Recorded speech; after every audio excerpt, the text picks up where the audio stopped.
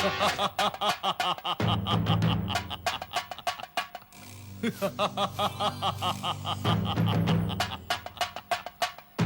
सेवक के लिए क्या आज्ञा है स्वामी परमेश्वर?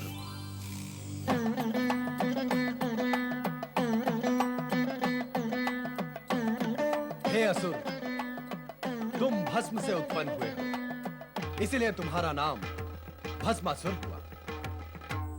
तुम हमारे लिए नित्य नवीन भस्म लाने के लिए उत्पन्न हुए। अवश्य स्वामी परमेश्वर, अवश्य। परंतु ये कार्य बहुत तुच्छ है। मुझे कोई बड़ा कार्य बताएं। पहले तुम ये तुच्छ कार्य सफलतापूर्वक करो, फिर हम तुम्हें उच्च और बड़ा कार्य भी बताएंगे। जैसी आपकी आज्ञा होगी मैं वैसा ही करूंगा।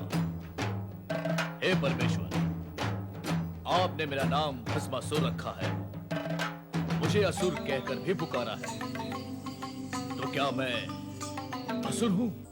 जब हमारे मुख से तुम्हारे लिए असुर शब्द निकला है, तो यह निश्चित है कि तुम असुर ही हो। यदि तुम देव, दानव, मानव अथवा शिवगण होते तो हम तुम्हें उसी नाम से पुकारते। अतः तुम स्वयं को असुर ही समझो। अब जाओ, हमारे लिए भस्म लेकर आओ। जो आज्ञा महादेव।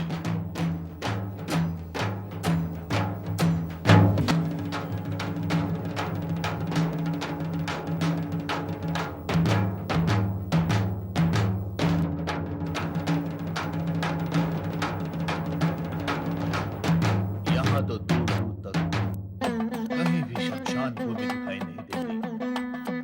मुझे परमेश्वर के लिए चिता भस्म कहां से प्राप्त होगी? चलो कहीं और देखता हूं।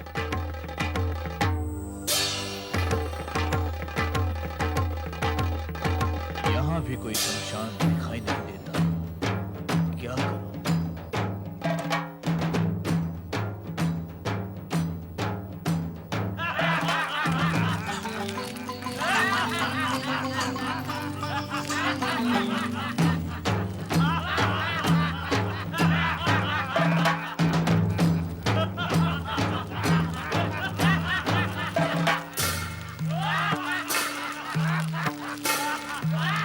अरे सुनो, यहाँ आसपास कहीं कोई शमशान भूमि है? शमशान? वहां क्या करोगे? मुझे चिता भस्म चाहिए। चिता भस्म? कौन हो तुम? चिता भस्म क्यों चाहते हो? क्या करोगे चिता भस्म का? मैं भस्मासुर हूँ। मुझे मेरे स्वामी शिव के लिए चिता भस्म चाहिए। वही खोज रहा हूँ। तो तुम असुर हो? तो तुम हमारी जाति के हो?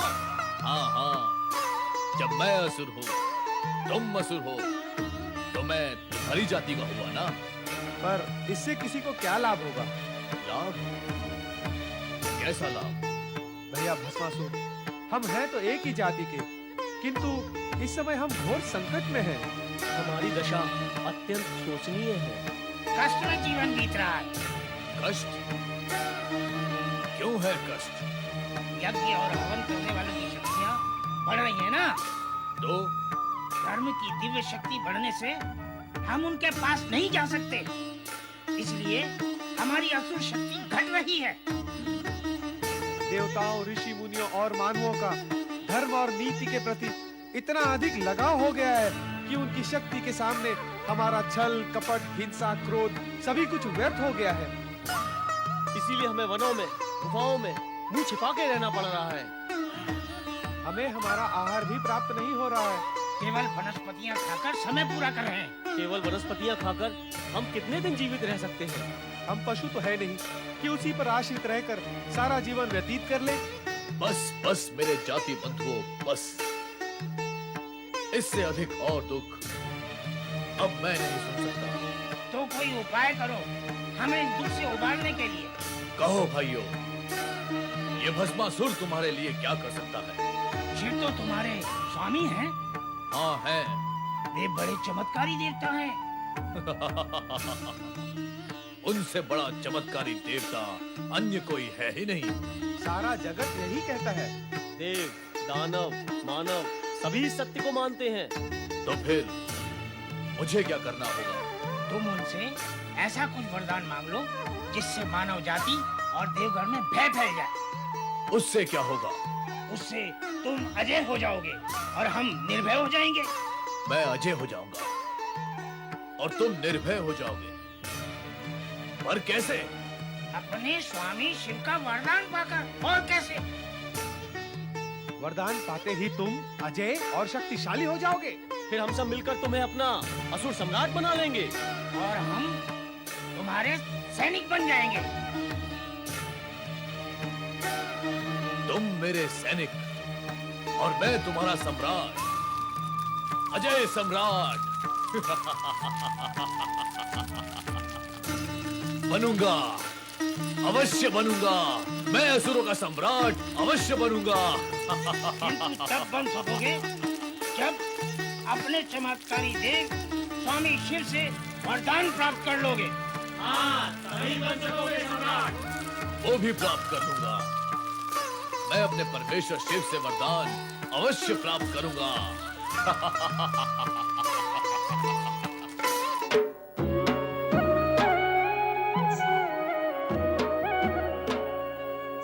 स्वामी परमेश्वर को सेवक भस्मासुर प्रणाम करता है। आओ भस्मासुर, भस्म ले आए। आज भस्म नहीं मिली स्वामी परमेश्वर। क्यों? स्वामी परमेश्वर, इस जगत में मनुष्य व असुरों की आयु बढ़ती जा रही है, बढ़ती ही जा रही है। मैं चारों दिशाओं में ढूंढ ढूंढ कर थक गया, परंतु मुझे कहीं भी कोई नई चिता नहीं मिली जहां से मैं भस्म प्राप्त कर सकूं। सारे शमशान सूने पड़े। लगता है मृत्यु अपना कार्य नहीं कर रही, इसीलिए प्राणियों ने भी मरना बंद कर दिया है। अब चिंता तो यह है परमेश्वर कि मैं आपकी आज्ञा का पालन कैसे करूं। जितने जन्म होते हैं उतने ही मरण भी होते हैं। जन्म मरण प्रकृति का अटूट नियम है, इसलिए तुम्हें चिंता करने की आवश्यकता नहीं है। ढूंढने पर कहीं न कहीं तुम्हें चिता भस्म अवश्य मिल जाएगी। मैं सारे जगत का चक्कर लगाकर लौटा हूं स्वामी परमेश्वर। भविष्य में भी कोई चिता जलने या उसकी भस्म मिलने की कोई संभावना नहीं है। यदि आप मेरी एक प्रार्थना स्वीकार करें तो भस्म मिलने का उपाय हो सकता है। कैसी प्रार्थना? आप मुझे वरदान दें कि मैं जिस किसी के भी सर पर हाथ रख दूं वो भस्म हो जाए। इससे क्या होगा भस्मासुर? एक तो इससे भस्म की प्राप्ति होगी परमेश्वर, दूसरे वे वृद्ध जो व्यर्थ ही इस धरती पर भार है, मृत्यु को प्राप्त नहीं हो रहे, वे वृद्धावस्था की पीड़ा से मुक्त हो जाएंगे। मुझे वरदान दीजिए परमेश्वर। तथास्तु। अब तुम जिस प्राणी के सर पर हाथ रख दोगे वो भस्म का ढेर हो जाएगा, परंतु ध्यान रहे मृत्यु के समीप पहुंचे और वृद्धावस्था के कष्टों से मुक्त करने के लिए ही तुम प्राणियों पर इसका उपयोग करोगे। निर्दोष प्राणियों पर इसका उपयोग नहीं करना। कदापि नहीं परमेश्वर, कदापि नहीं। आप तो आशुतोष हैं, सभी की आशाओं को संतुष्ट करते हैं। मुझे तो आशा भी नहीं थी कि आप मेरी प्रार्थना को सुनकर इतने शीघ्र वरदान भी दे देंगे। अब मैं कैलाश पर्वत पर चिता भस्म का ढेर लगा दूंगा। आपकी जय हो परमेश्वर, आपकी जय हो।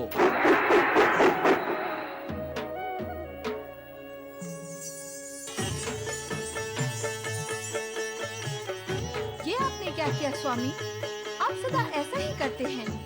असुरों को वरदान देकर उन्हें अहंकारी बना देते हैं, फिर वे निर्दोष प्राणियों पर अत्याचार करते हैं। भस्मासुर भी इतना बड़ा वरदान पाकर वैसा ही करेगा। चिंता न करो देवी, भस्मासुर हमारा सेवक है, वो हमारे आज्ञा का उल्लंघन नहीं करेगा। सेवक होने के साथ साथ वो असुर भी तो है स्वामी। और असुर आज्ञा ही क्या, धर्म, नीति, न्याय, मर्यादा सभी का उल्लंघन कर देते हैं। भस्मासुर को इतना बड़ा वरदान देकर आपने अच्छा नहीं किया स्वामी।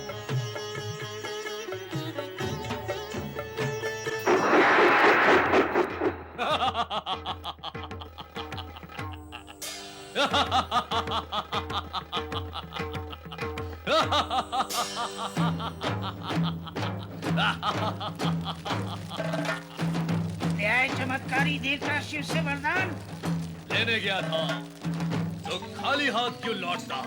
हमें विश्वास था कि तुम वरदान लेकर ही लौटोगे। और अब मुझे विश्वास करना है। कैसा विश्वास? स्वामी परमेश्वर ने मुझे वरदान दिया है कि मैं जिस किसी के भी सर पर हाथ रख दूंगा वो भस्म हो जाएगा। असुर सम्राट भस्मासुर की जय। असुर सम्राट भस्मासुर की जय। पर असुर सम्राट, आप विश्वास की बात कर रहे थे। जो अभी आपको करना है वो क्या है? हाँ, मुझे वरदान का प्रयोग करना है ताकि मुझे ये विश्वास हो सके कि स्वामी परमेश्वर ने जो वरदान मुझे दिया है उसमें शक्ति है। मैं जिस किसी के भी सर पर हाथ रखूंगा वो भस्म हो जाएगा।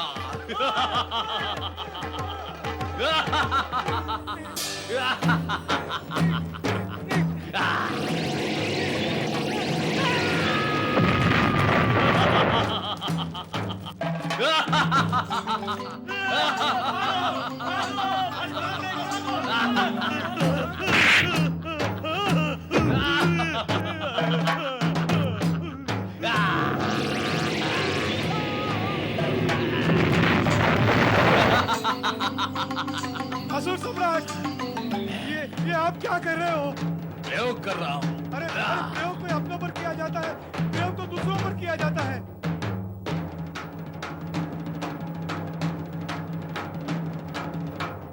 प्रयोग दूसरों पर किए जाते हैं। और नहीं तो क्या, तुम असुर होकर अपने ही असुर भाइयों को भस्म कर रहे हो। तो फिर मुझे प्रयोग के लिए किसे भस्म करना चाहिए?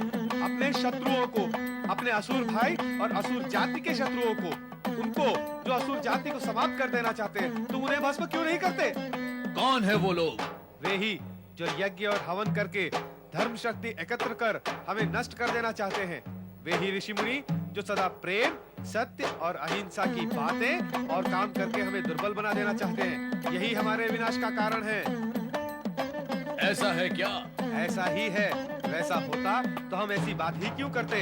तुम्हें अपने वरदान का सही उपयोग करके अपने असुर भाइयों को शक्तिशाली बनाकर असुर साम्राज्य की स्थापना करनी चाहिए। ऐसा ही होगा। मैं तीनों लोकों में असुरों के शत्रु ऋषि मुनियों को नष्ट करके असुरों का साम्राज्य स्थापित करूंगा।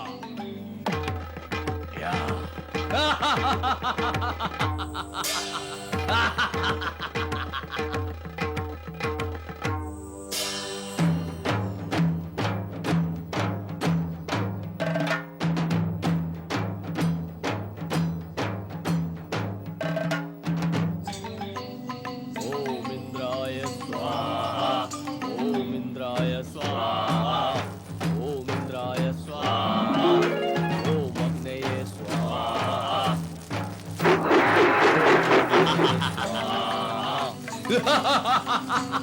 कौन हो तुम? अभी पता चल जाएगा कौन हूं मैं।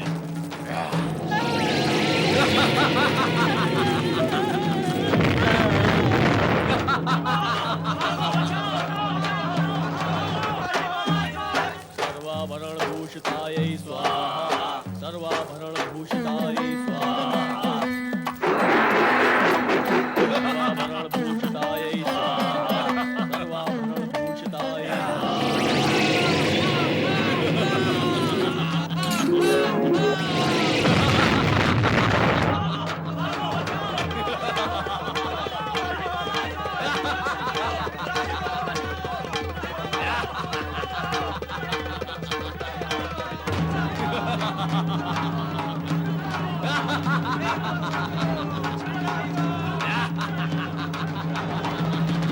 ये दुष्ट भस्मासुर निर्दोष प्राणियों को ही समाप्त करता जा रहा है।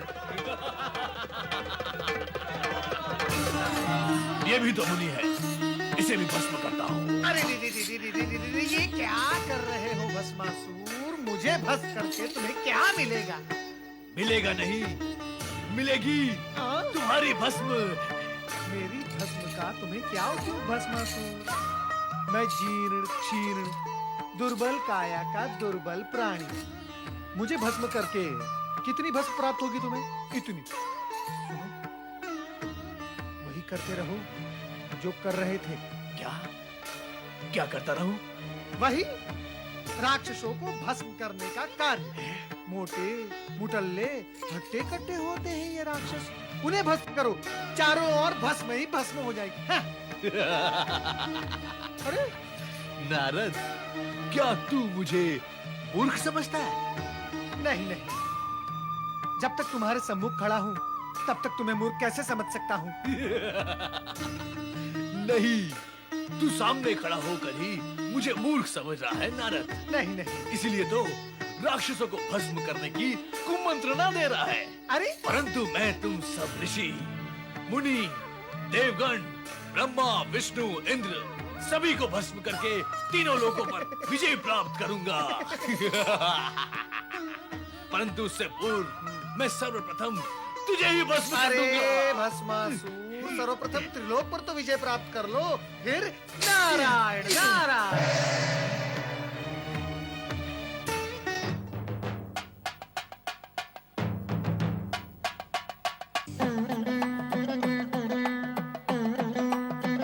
महाबली भस्मासुर, असुरराज भस्मासुर, महाबली भस्मासुर। भले पधारे महाबली, भले पधारे भस्मासुर। हमारी व्यथा सुनो असुरराज, हमारी व्यथा सुनो।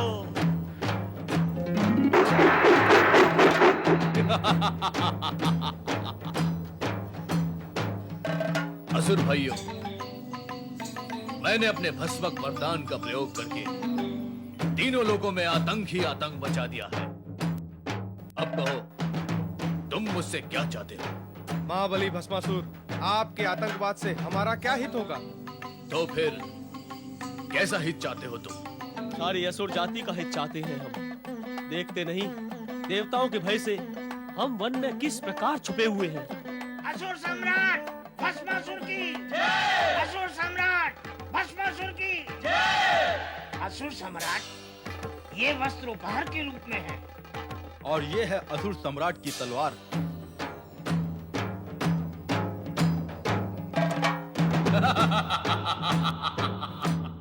लगता है अब हमारा उद्धार निश्चित है। यदि ऐसा है तो मैं अपने असुर भाइयों के हित और उद्धार के लिए क्या कर सकता हूँ? असुर राज, असुरों का हित तो तब होगा जब तुम असुरों के शत्रु इन देवताओं और धर्मात्माओं को समाप्त कर तीनों लोकों में असुरों का साम्राज्य स्थापित करोगे। तो फिर बताओ, कौन है वो हमारा शत्रु राजा? राजा धर्मसेन। वो ब्रह्मा विष्णु का भक्त और बड़ा धर्मात्मा है। धर्मात्मा? मैं उसका धर्म और उसकी आत्मा दोनों को ही समाप्त कर दूंगा। असुरों के साम्राज्य की स्थापना का कार्य मैं यहीं से आरंभ करता हूँ। देखता हूँ कौन है धर्मसेन।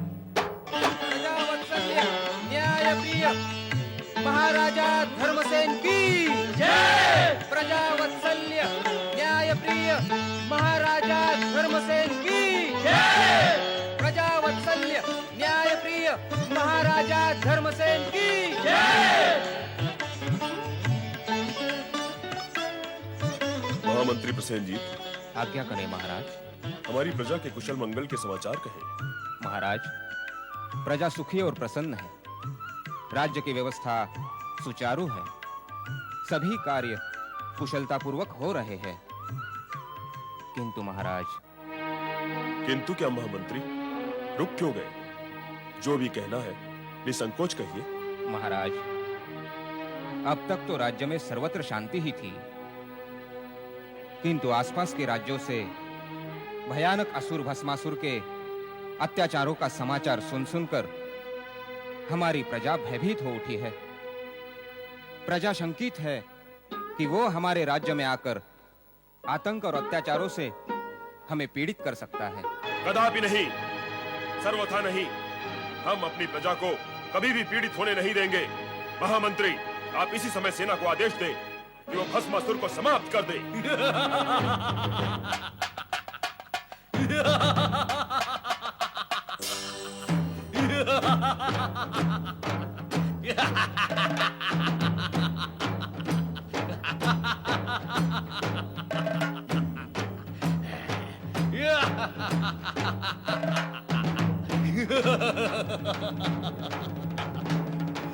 भस्मासुर को समाप्त करने का विचार हो रहा है। राजा धर्मसेन, क्या ये नहीं जानता कि अब तेरे समाप्त होने का समय समीप आ पहुंचा है? सेनापति, इस दुष्ट को समाप्त कर दो।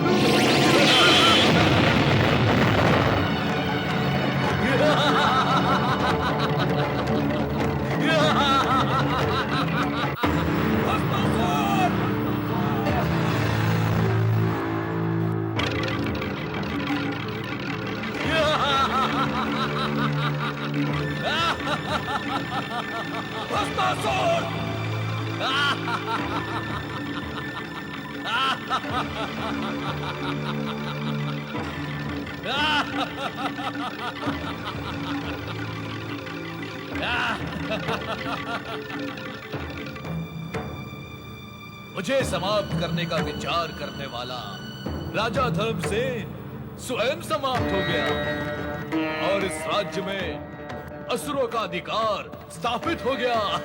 भस्मासुर!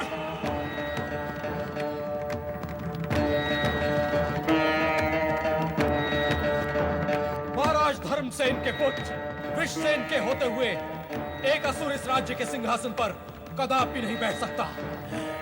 मैं यहाँ असुरों का राज्य कदापि स्थापित नहीं होने दूंगा।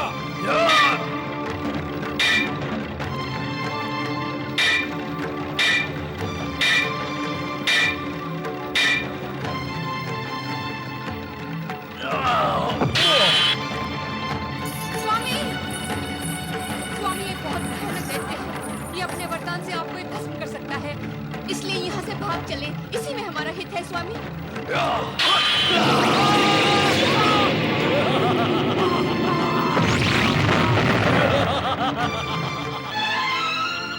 स्वामी, स्वामी।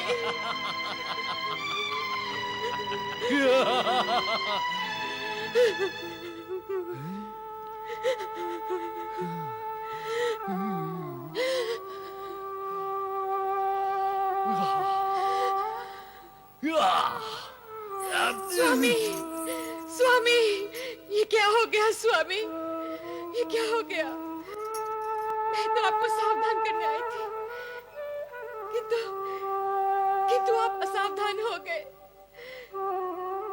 इस दुष्ट का कुचक्र चल ही गया स्वामी। इसने आपके प्राण हर ही लिए। अब मैं आपके बिना कैसे जीवित रहूंगी? कैसे?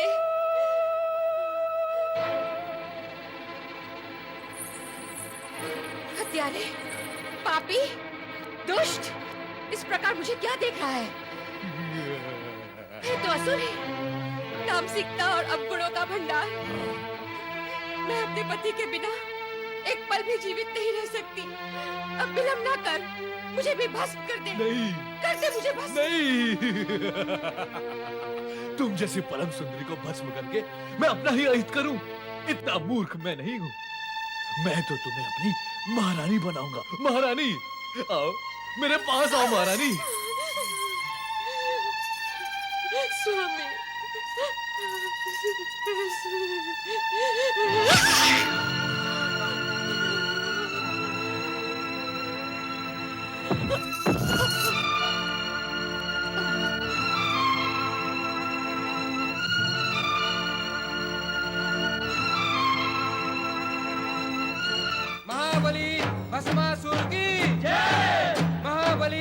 भस्मासुर की महाबली भस्मासुर की महाबली असुरराज की महाबली असुरराज की महाबली असुरराज की महाबली असुरराज की नारायण नारायण। परमपिता, भस्मासुर ने पृथ्वीलोक पर भयंकर उत्पात मचा रखा है। अहंकार के मद में उसके अत्याचार दिन प्रतिदिन बढ़ते ही जा रहे हैं। उसने तो स्वर्गलोक पर आक्रमण करके देवताओं को वहां से निष्कासित करने का निश्चय भी कर लिया है। यदि उसका ये निश्चय पूर्ण हो गया तो अनर्थ हो जाएगा परमपिता, अनर्थ हो जाएगा। उसे नष्ट करने का कोई आप उपाय करें। नष्ट तो उसे होना ही है नारद। विनाशकारी प्राणी अधिक समय तक तो पृथ्वी पर नहीं टिकता। दुविधा तो यह है कि उसे भगवान शिव शंकर का वरदान प्राप्त है, इसी से वो उन्मत्त हो गया है। वो दुष्ट ये भी नहीं जानता कि भगवान शिव ही उसकी विनाश लीला का आयोजन करेंगे। भगवान भोलेनाथ, वो कैसे? भस्मासुर के मन में नारी मोह जागृत हो चुका है। अतः भगवान शिव किसी सुंदर नारी द्वारा उसका अंत करवाएंगे। अब तुम जाओ नारद। नारायण नारायण नारायण नारायण नारायण। ये तो सारा जगत ना जाने कब से सुन रहा है। लक्ष्मी लक्ष्मी तो तुम कभी बोलोगे नहीं। नारायण नारायण। माता, इससे पूर्व भी इस विषय पर चर्चा हो चुकी है और तब भी मैंने यही निवेदन किया था कि नारायण नाम में ही लक्ष्मी भी समाहित है। सो तो ठीक है, किंतु ये बताओ, तुम इतने समय तक थे कहाँ? त्रिदेव की लीलाओं को साकार रूप देने में व्यस्त था। अर्थात अब तुम्हारे प्रश्न समाप्त हुए हैं? नहीं नहीं माता, कदापि नहीं। प्रश्न तो प्रलय पर्यंत समाप्त नहीं होंगे। प्रश्न, सूचना एवं भक्ति, यही तो नारद का जीवन है। किंतु भस्मासुर के विषय में तुमने हमें कोई सूचना नहीं दी। सुना है कि पृथ्वी लोक पर निर्दोष प्राणियों को भस्म करने का जो भयंकर तांडव उसने मचा रखा है, उससे समस्त प्राणी पीड़ित है। सत्य सुना है आपने। किंतु ये सत्य तुमने नहीं सुना है नारद। सारे जगत की भली बुरी सूचनाएं देते रहते हो, फिर ये सूचना क्यों नहीं दी तुमने? माता, आपसे और भगवान श्री हरि विष्णु से इस जगत की कौन सी घटना छिपी हुई है? आप तो सर्वज्ञ हैं। अपनी दिव्य दृष्टि से आप जो चाहें, जब चाहें देख सकते हैं, जान सकते हैं। क्या श्री हरि विष्णु ने इस विषय में आपसे कुछ नहीं कहा? वे यहाँ होते तो कहते। वे अपने भक्तों की रक्षा करने पृथ्वीलोक गए हैं। भक्तों की रक्षा करने के लिए पृथ्वीलोक गए हैं? कौन से भक्तों की? भस्मासुर के अत्याचारों से मेरे देखते देखते कई निर्दोष प्राणी प्राणहीन हो गए, किंतु मैंने तो वहां श्रीहरि को किसी भक्त की रक्षा करते हुए नहीं देखा। कैसे देखते नारद? अपने साकार रूप में होते तो देखते ना। भक्तों की रक्षा के लिए हमें कभी-कभी निर्गुण और निराकार रूप धारण करने पड़ते हैं। क्या तुम इस रहस्य को नहीं जानते? प्रभु, आपके रहस्य और आपकी निराली लीला को जानना नारद के वश में नहीं है। आप तो केवल मुझे ये बताएं कि भस्मासुर को भस्मीभूत करने के लिए आप क्या उपाय कर रहे हैं? परमपिता ब्रह्मा जी का यह कहना है कि भस्मासुर के मन में नारी का मोह उत्पन्न हो चुका है। उसका अंत केवल नारी द्वारा ही होगा। ये क्या रहस्य है? नारद, तुम कहते हो कि ये रहस्य है, किंतु तुम्हें सब कुछ बता देने के पश्चात ये रहस्य कहां रह जाएगा? इसलिए उत्तम यही होगा कि तुम इस रहस्य को रहस्य ही रहने दो। भस्मासुर की महाबली। बंद करो ये जय जयकार। ये जय जयकार हमारे क्रोध को और भी भड़का देती है।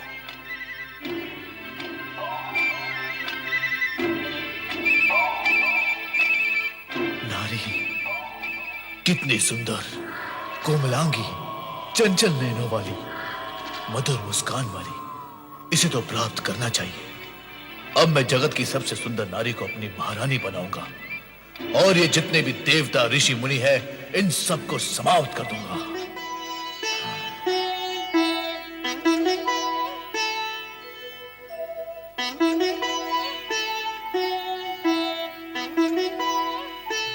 रक्षा करे भोलेनाथ, रक्षा करे भोलेनाथ, रक्षा करे भोलेनाथ, रक्षा करे। क्या हुआ नारद, इतने व्यग्र क्यों हो रहे हो? ये सब आप ही की कृपा का दुष्परिणाम है भोलेनाथ। तो क्या अब हमारी कृपा से दुष्परिणाम भी होते हैं? अवश्य होते हैं, हुए हैं और हो रहे हैं भोलेनाथ। अयोग्य और दुष्ट प्राणी को यदि ऐसे पद, अधिकार और सुविधाएं दी जाएं जिसके वो योग्य ही नहीं है, तो क्या वो उसका दुरुपयोग नहीं करेगा भोलेनाथ? और फिर उसके दुष्परिणाम नहीं होंगे? तुम किसके विषय में कह रहे हो नारद? आप सब जानते हुए भी भोले बनते हैं, तभी तो आपको सब भोलेनाथ कहते हैं। आप भली भांति जानते हैं कि मैं भस्मासुर के विषय में कह रहा हूं। तुम्हें क्या कष्ट दिया उसने? कष्ट? भोलेनाथ, वो मेरे सर पर हाथ रखने चला था। फिर तुमने क्या किया नारद? प्राण बचाकर भागने के अतिरिक्त मैं करता भी क्या माता? भोलेनाथ, मेरे प्राण तो जैसे तैसे बच गए, किंतु उस दुष्ट असुर ने मृत्यु का नंगा नाच ही आरंभ कर दिया था। भोलेनाथ, वो दुष्ट असुर निर्दोष प्राणियों को भस्म की ढेरी बनाता जा रहा है। भोलेनाथ, मेरी समझ में नहीं आता भोलेनाथ, आप क्यों दे देते हैं वरदान ऐसे दुष्ट प्राणियों को जिसके वो योग्य ही नहीं होते? आपकी कृपा और वरदान का कितना अनुचित लाभ उठा लेते हैं ये दुष्ट असुर। माता, भोलेनाथ, मुझे तो लगता है वो संपूर्ण सृष्टि में प्रलय ही मचा देगा। मैंने तो पहले ही कहा था कि ऐसा वरदान पाकर यह असुर उत्पात अवश्य करेगा। इस जगत में ऐसा कौन है जिसने वरदान, अधिकार, पद और सुविधाएं पाकर उत्पात न किया हो? सबके सब आप जैसे कल्याणकारी और भोले भंडारी तो है नहीं भोलेनाथ। पता नहीं क्या स्थिति होगी निर्दोष जन की। चिंता न करो नारद, हम शीघ्र ही इस अनर्थ को रोक देंगे। भस्मासुर, तुरंत उपस्थित हो जाओ।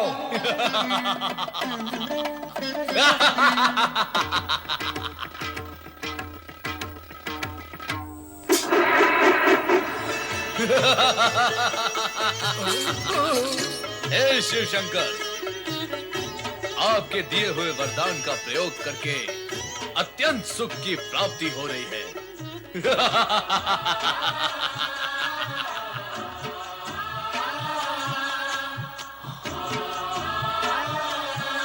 ये सुंदरी कौन है? मुझे इस प्रकार क्रोध से न देखो सुंदरी। क्रोध में तो तुम और भी अधिक सुंदर दिखाई देती हो। मैं ये सोचता था कि मैं अपने शत्रुओं को समाप्त करने के पश्चात जब इस त्रिलोक का सम्राट बन जाऊंगा तो मेरी साम्राज्ञी कौन होगी? परंतु तुम्हें देखने के पश्चात प्रश्न और सोच दोनों ही समाप्त हो गए। आओ, मेरे पास आओ।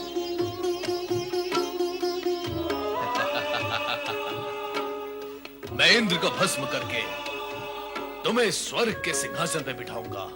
दुष्ट भस्मासुर, पार्वती हमारी अर्धांगिनी है और तू हमारा सेवक। वो तुम्हारे माता समान है। इन पर कुदृष्टि डालने का परिणाम जानता है। हम तुम्हें इसी समय भस्म कर देंगे।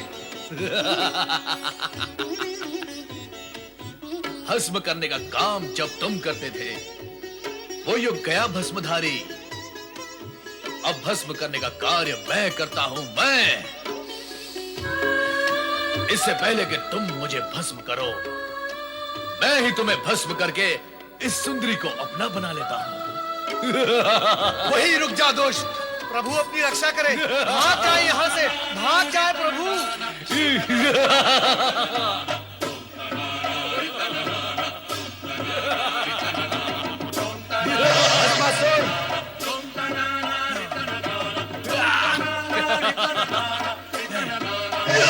भस्मासुर,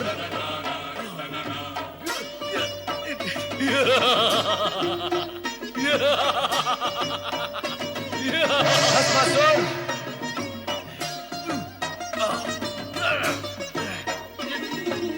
भस्मासुर!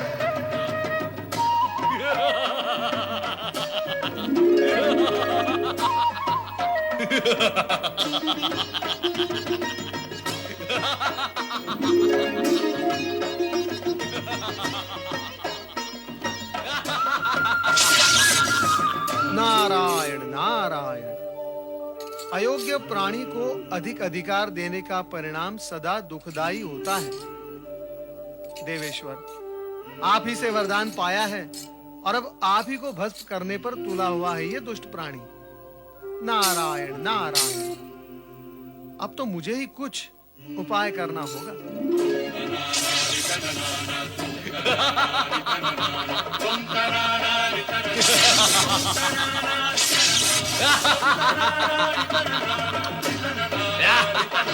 रक्षा करें प्रभु, श्री हरि प्रभु हमारी रक्षा करें।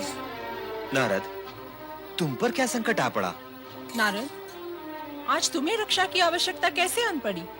तुम तो संपूर्ण जगत की रक्षा की चिंता किया करते हो।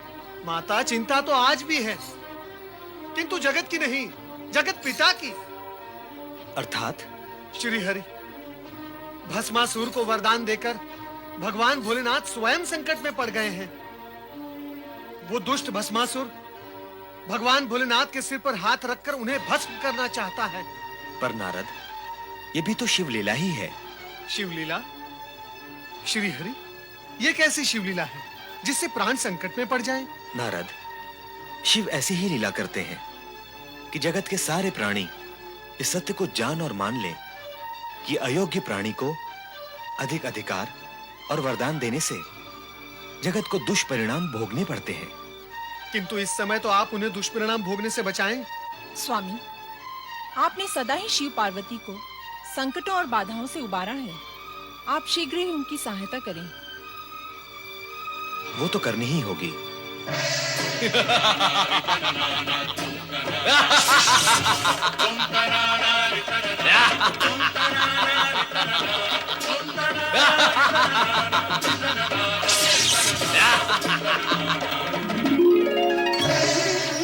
ये सब क्या हो रहा है स्वामी? कहाँ कहाँ क्या हो रहा है देवी? तीनों लोकों का स्वामी एक दुष्ट, बुद्धिहीन, दुराचारी असुर के सम्मुख इतना विवश, असहाय और परुषहीन हो गया है। समय की बलिहारी है देवी, समय की बलिहारी है। हाँ स्वामी, देख रही हूँ समय से हारे हुए बल को, किंतु अब आपकी ये दशा मुझसे देखी नहीं जाती। तो देवी, हमें क्या अपनी ये स्थिति प्रिय लगती है? हम इस अप्रिय स्थिति से स्वयं ऊब चुके हैं। तो फिर विराम क्यों नहीं लगा देते इस स्थिति पर? नहीं, हम अभी ऐसा नहीं कर सकते। ना सही, मैं तो कर सकती हूँ। आप मुझे आज्ञा दें, मैं शक्ति रूप धारण कर उस दुष्ट भस्मासुर को एक क्षण में ही समाप्त कर दूंगी। तुम यदि ऐसा कर दोगी तो हमारे वरदान का क्या होगा जो हमने भस्मासुर को दिया है कि उसे कोई भी नहीं मार सकेगा? यदि तुम्हारे हाथों उसका वध हो जाता है तो हमारे वरदान की महिमा भी समाप्त हो जाएगी। ऐसा हो गया तो जगत के प्राणी भविष्य में हम पर और हमारे वरदान की शक्ति और महिमा पर विश्वास ही नहीं करेंगे। स्वामी, आप तो चारों ओर से विवश हैं। तुम चिंता न करो देवी, हमारी विवशता का शीघ्र ही अंत होगा। कोई ना कोई उपाय अवश्य निकल आएगा। अब तुम शीघ्र ही समाधि स्थल चली जाओ, वहां पर तुम सुरक्षित रहोगे।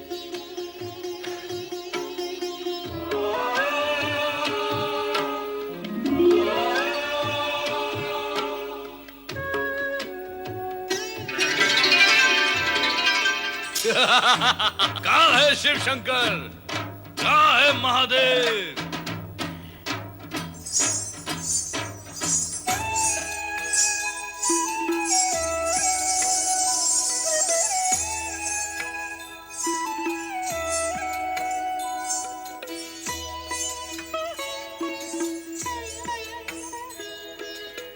इधर देखो वरदायिनी भस्मासुर।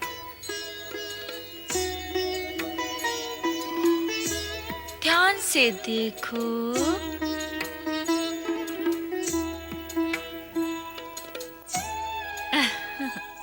अंतर्दृष्टि से देखोगे तो मैं तुम्हें पार्वती से अधिक सुंदर दिखाई दूंगी।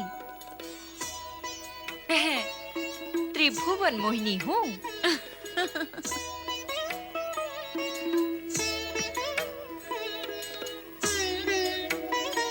रूप और सुंदरता में मेरी बराबरी करने वाली अन्य कोई सुंदरी इस जगत में नहीं है। मुझे अपनी महारानी बनाकर जगत का सर्वोत्तम सुख भोगो भस्मासुर।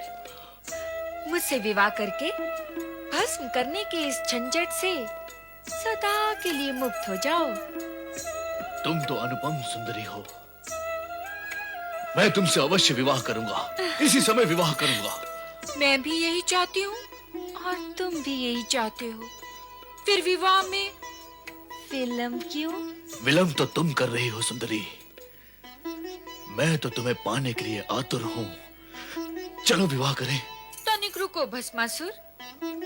हमारी कुलरीति ये है कि विवाह से पूर्व अपने कुल देवता के सम्मुख नृत्य गान करके उन्हें प्रसन्न करना पड़ता है। नहीं तो कुल देवता रुष्ट हो जाते हैं और विवाहित जीवन संकट में पड़ जाता है। नहीं नहीं, हमें संकट में नहीं पड़ना है। हम असुर तो दूसरों को संकट में डालते हैं। बताओ कौन है तुम्हारे कुल देवता और नृत्य कहाँ करना है सुंदरी? आओ।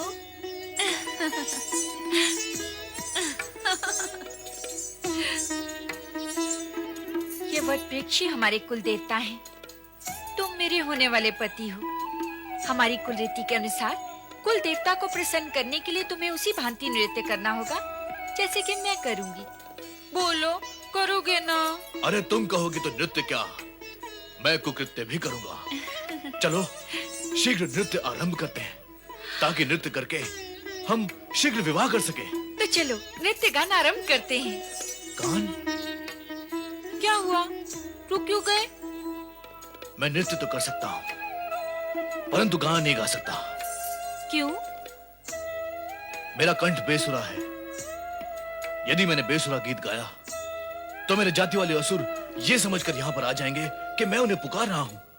नहीं, मैं गाना नहीं गा सकता।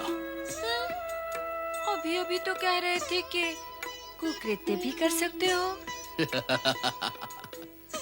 कुकृत्य करना तो हमारा कुल धर्म है सुंदरी, परंतु मैं गीत नहीं गा सकता। तो ठीक है, तुम केवल नृत्य करना, किंतु उसी भांति जैसे कि मैं करूं। वैसा ही करूंगा। चलो शीघ्र नृत्य आरंभ करते हैं ताकि हम शीघ्र विवाह कर सके।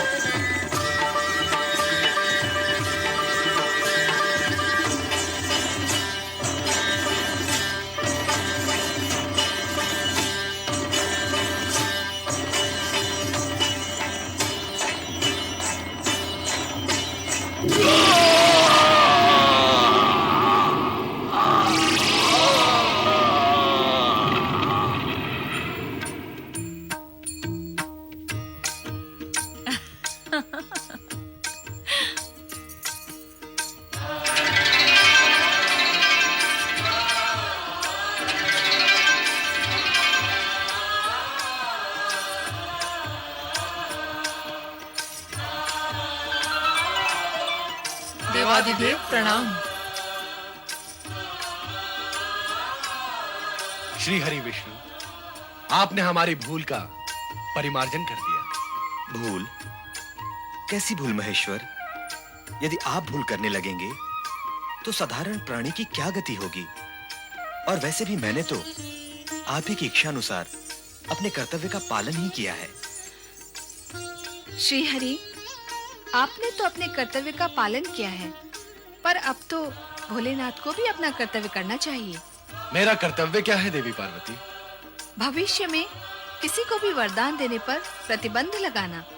समाप्त कर दें अब वरदान देने की परंपरा।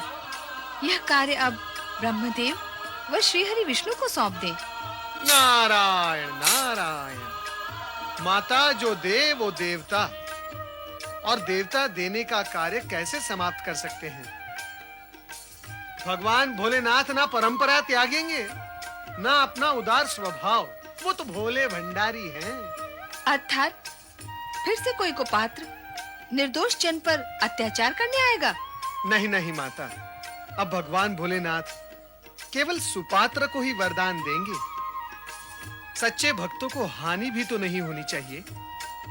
निश्चिंत रहो देवी पार्वती, अब तुम्हें कुछ कहने का अवसर नहीं मिलेगा। अब हम वरदान देने से पूर्व पात्र की परीक्षा लिया करेंगे।